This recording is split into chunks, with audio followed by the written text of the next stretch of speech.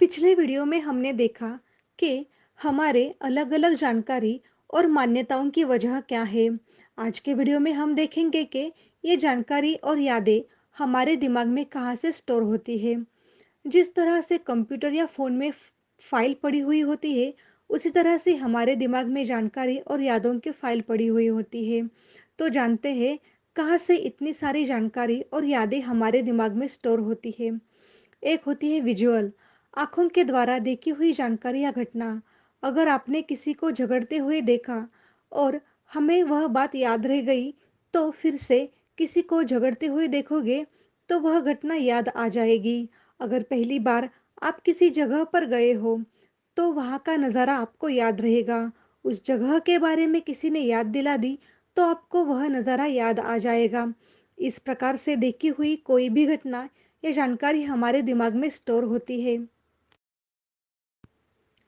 दूसरा है ऑडिटरी, मतलब कानों से सुनी हुई बातें।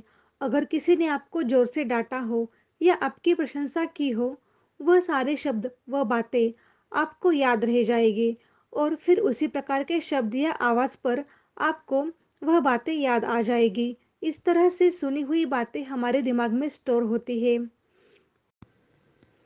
तीसरा है काइनेस्थेटिक, मतलब जब हमने किसी स्पर्श को या किसी फीलिंग्स को महसूस किया हो, वह घटना, उसका सीन या आवाज़ याद नहीं, लेकिन उस स्पर्श या फीलिंग्स के द्वारा आपको घटना याद आती है। अगर आपने किसी चीज़, पेड़, पत्ते, कोई कपड़ा या पेट एनिमल को हाथ लगाया हो, महसूस किया हो, तो उसका स्पर्श आपको याद रह जाएगा।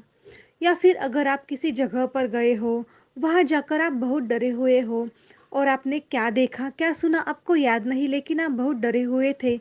तो अगर आप फिर उस जगह पर जाकर आपको वह घटना आप फिर से याद आ जाएगी। इस तरह से स्पर्श और फीलिंग्स के द्वारा जानकारी या यादें हमारे दिमाग में स्टोर होती है। चौथा है स्मेल या टेस्ट के द्वारा। अगर किसी जगह आपको किसी परफ्यूम की स्मेल आई हो और कुछ दिन बाद फिर से उसी परफ्यूम की स्मेल आने पर आपको उस जगह की याद आ जाएगी।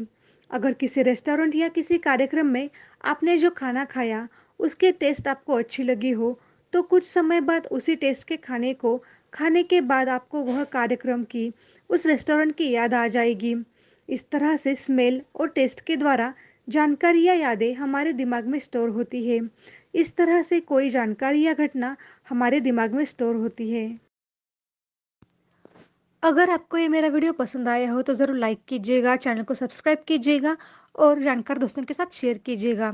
मिलती हूँ अगले वीडियो में अगली नई जानकारी के साथ, तब तक के लिए धन्यवाद। जय हिंद।